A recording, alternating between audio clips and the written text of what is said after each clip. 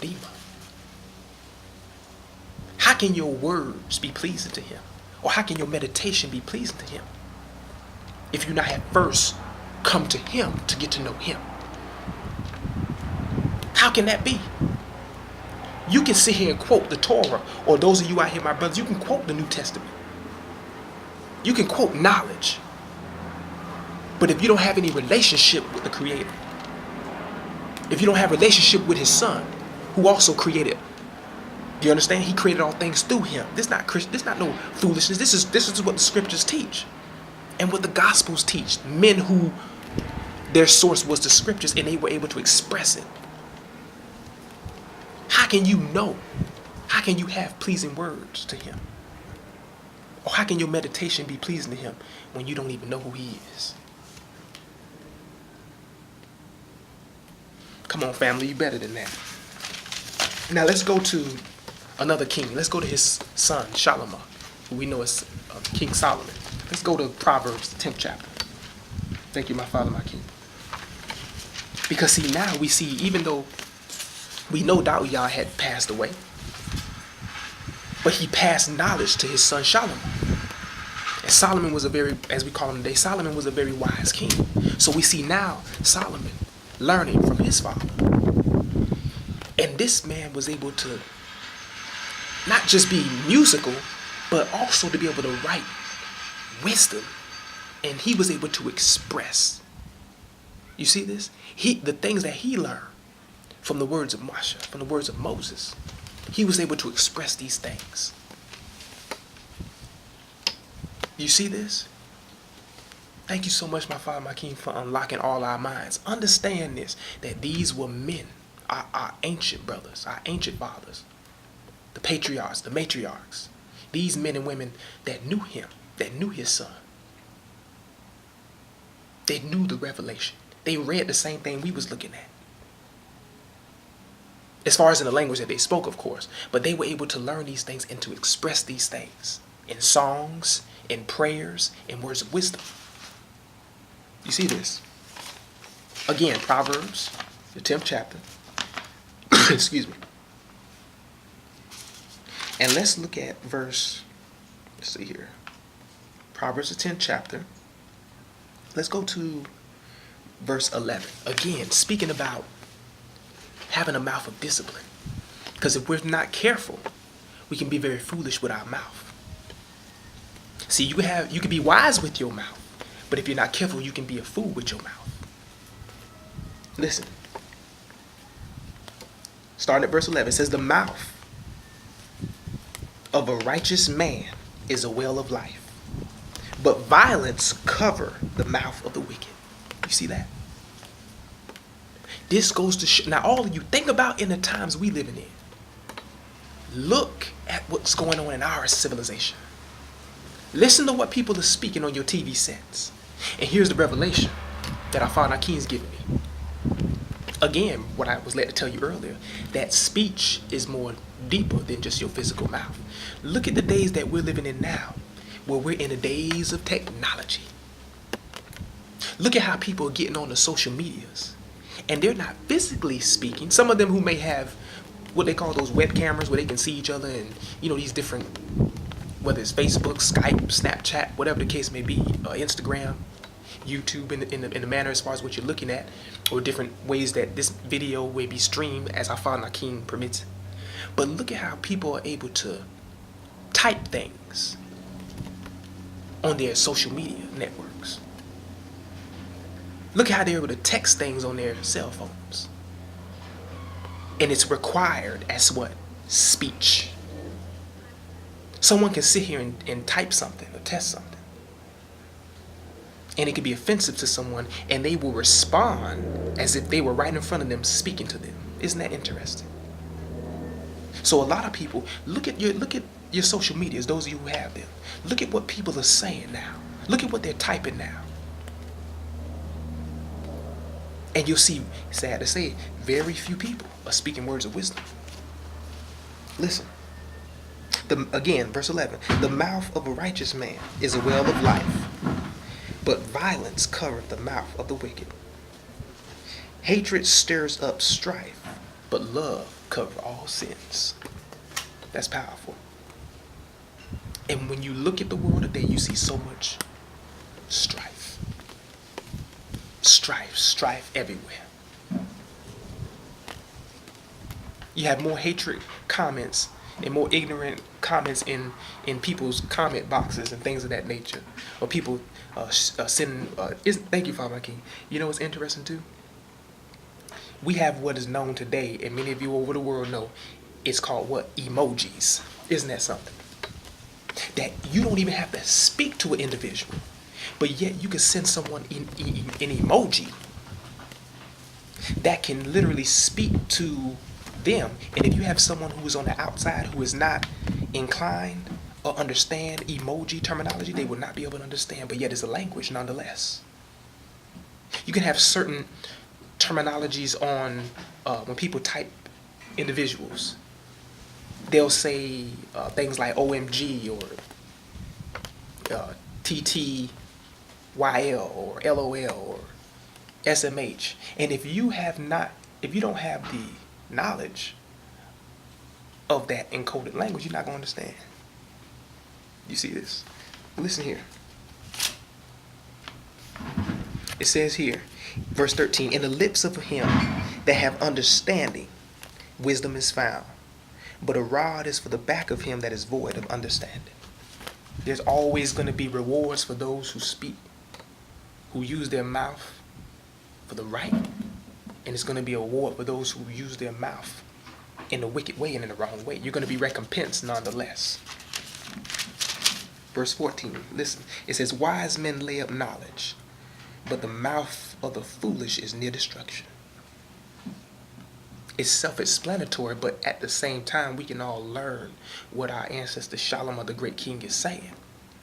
These things are talked about in the law of Moses, in Masha. The revelation that came to the prophets, the revelation that came to his own father, he was able to take that and to express it in the generation that he was living in words of wisdom.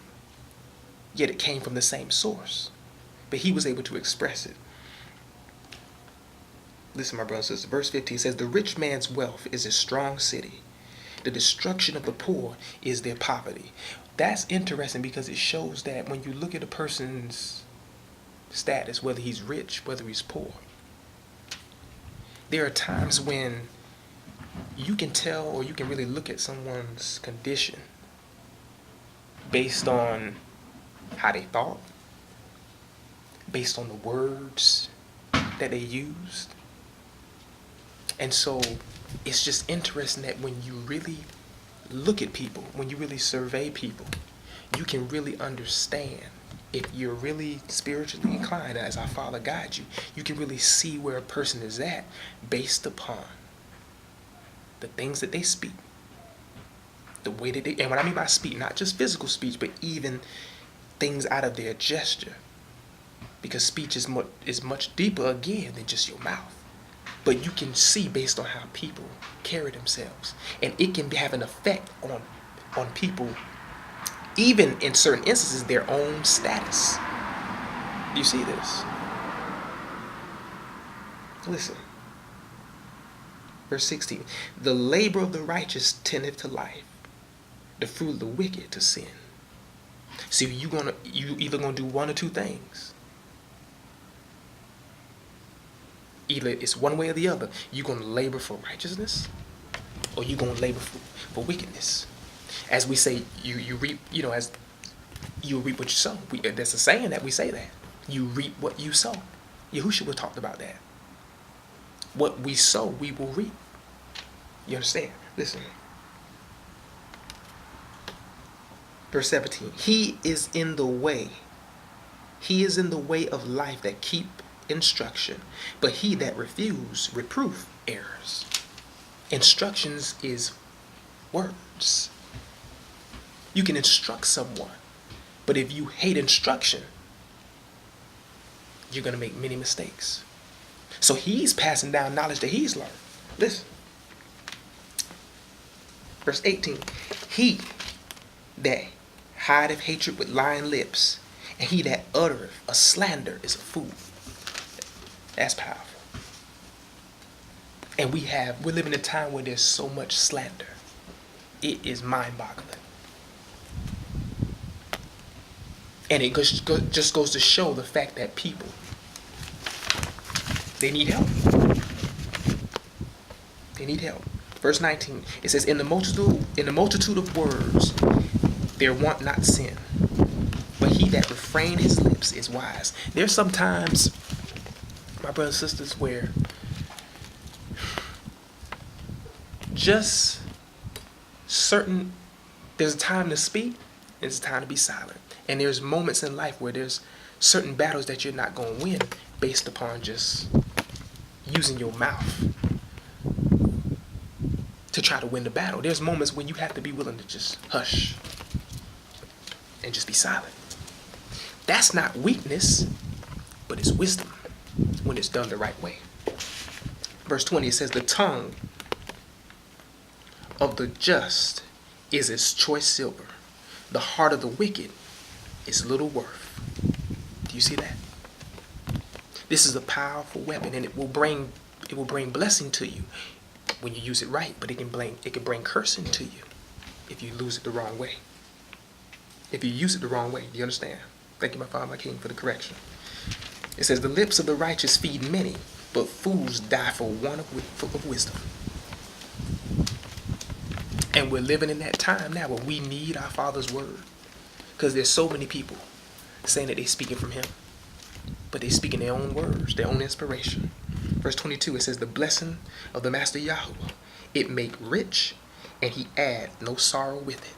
When he is the one that is instructing your mouth, that is inspiring your mouth, and when you do it for his sake and his son's sake, it's going to bring benefit to you. You see this? Let's go to Proverbs, the 26th chapter. Thank you, my Father, my King. Because we're living in a time now where there's so much wickedness with the mouth. It is unbelievable.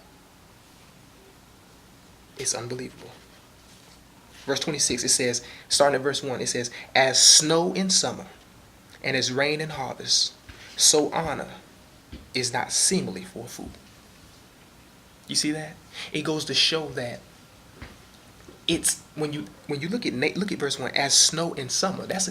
When you look at things like that, when does it normally snow in as far as when you have the heat and you have the snow? It shows that it seems that, please guide me, my Father, my King, that's against nature. There's a time for summer and a time for fall. You see this? It says, and as rain and harvest. When it's time for things to be harvested, when you have the rain coming in that type of season, it's unnatural. So he says, as snow in summer and as rain in harvest, so honor is not seemly for a fool. It's not even natural. It's not even in nature. Please guide my Father, my King, to say the right words. It's not even in nature. It's against nature to even give or entertain a fool when he's being willfully stupid and you entertaining him.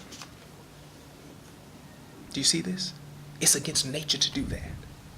Listen, as the bird by wandering, as the swallow by flying, so the curse causeless shall not come. And just like things of nature, when you see, just like how a bird flies in the sky, when you look at the nature, if you have someone who's trying to curse you with their mouth, if you're not deserving of that curse, it's going to have no effect on you. You see this? You don't have to worry about that. When people want to speak ill will towards you, if you are not deserving that ill will, it's not going to come your way. So you don't have to entertain that foolishness. Listen. Verse 3, a whip for the horse, a bridle for the ass, for the donkey, and a rod for the fool's back. Again, just like how an animal is going to be tamed, when you are a fool with your mouth, there's only a matter of time before your mouth is going to be tamed. And it's going to be a rod in whatever form of punishment is coming, it's going to come to you. Listen, verse 4, answer not a fool according to his folly, lest you also be like unto him. That's powerful. And how many of us today who have the word, we're so quick to answer those who are foolish, as if we have to contend with them. Just be silent and do not answer them unless our Father and our King inspires you to do so. But you don't have to sit here and go back and forth with these foolish people out here if they choose to be foolish. Because what happens, it makes you look foolish as well. Listen. Verse 5. Answer a fool according to his folly, lest he be wise in his own conceit. Again, it's not a verses 4 and 5 are not contradicting each other. But if you can understand what it's led to say is that there are times when you need to not answer a fool. Especially if he's trying to be facetious and try to trap you up. You understand? But if it is led to answer him, then answer him. See, when you go back and you look at the life of our Messiah, and when people who were foolish tried to do the same thing that is expressed here, there was moments when he didn't even answer them. He remained silent. But then there was moments when, for the sake of the audience, when people came to him, he would answer them.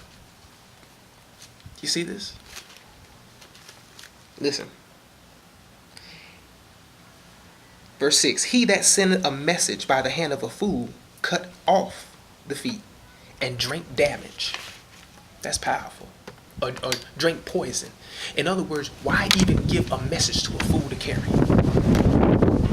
Because if you do that, him not being wise, he's not going to know what to do to properly relay that message.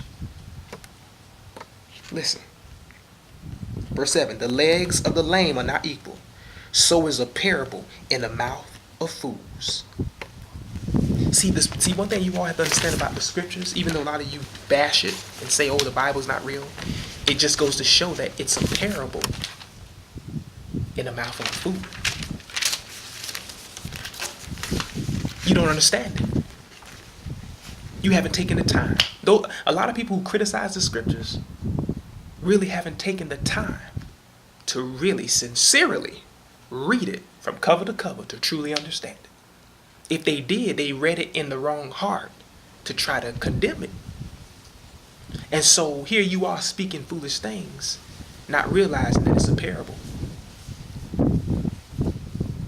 Do you see this? Listen. And what I mean by a parable, I'm not saying allegorical.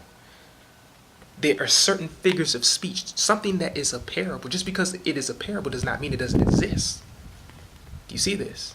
Not only is it a history book, but it is a parable. And Yahushua spoke what? In parables. But when they grew, then he did what? Spoke plain to them. Do you understand? Listen, my brothers and sisters. Verse 8. As he that bindeth a stone in a sling, so is he that giveth honor to a fool.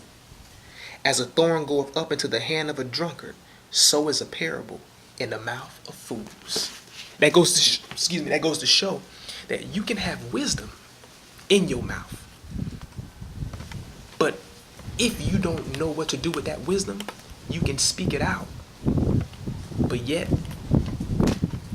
it comes out of the mouth of a fool. Now let's go to James, our ancestor. We're going to go to the New Testament now. Jacob, as many of them know as James. Some know him as James the Just, the brother of Yahushua. But let's go to him, and let's see now in his generation, as he learned from the scriptures, how he is going to express it in the times that he's living in. Listen. James. Because a lot of my brothers out there, you need to hear this. And I challenge you to do some reassessing on your own life, as I shall do as well. James, or Jacob, the 3rd chapter, it says, My brothers, be not many masters, knowing that we shall receive the greater condemnation. You hear that? See, a lot of people want to be teachers. They're not really called to be teachers. Do you understand? This warning goes for myself too. I'm not exempt. If you're going to get out here and teach the word of the Father and the word of the Son, if you're not doing it the right way, we in trouble. You understand? We're going to be held more accountable. And a lot of people taking this like it's a game, like it's something to play with. But you're going to find out when you stand before him in the judgment, him and his Father. Listen to verse 2. It says, for in many things we offend all. If any man offend not in word, the same is a perfect man, and able also to bridle the whole body. When we learn to master our mouth by his teaching, him and his Father, we can master the other members. Mind you now, the mouth is a member. And if you cannot control this member, how can you control everything else? Verse 3, he says, behold, we put bits in the horse's mouth, that they may obey us, and we turn about their whole body. Behold also the ships, which though they be so great, and are driven of fierce winds, yet are they turned about with a very small helm, whithersoever the governor listens. Okay, so what he's doing, listen now, he's taking the knowledge that he learned in the scriptures regarding the tongue, he's putting it into the knowledge to where his audience is able to understand it. He's expressing it. Remember now, Jacob was a follower of Yahushua. His mind had to be open in order to understand the scriptures. So here he is expressing it in the generation that he's speaking to. Listen. So he's comparing it now. In the parable, he's bringing it to where people can identify to what he's talking about. He says here,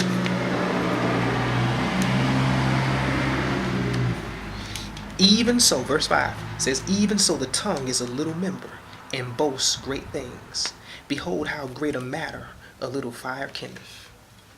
He's speaking about the tongue in how it's being used the wrong way. Listen.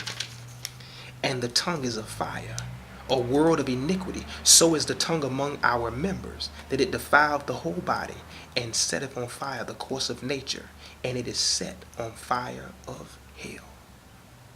You can sit here and say something to someone that is so hurtful, it can really cause lasting effects on them. And yourself, you understand? Verse 7, he says, for every kind of beast, and of birds, and of serpents, and of things in the sea is tamed, and have been tamed of mankind, but the tongue can no man tame. It is an unruly evil, full of deadly poison. Therewith bless we the Almighty, even the Father, and therewith curse we men, which are made after the similitude of the Almighty. That's something that's real even today. People sit here and say, I love the Lord, I love God. As far as how we, a lot of people today, we speak as far as collectively as human beings. And yet they sit here and talk about a person out here like they're a dog. You see this? Verse 10, out of the same mouth proceeds blessing and cursing.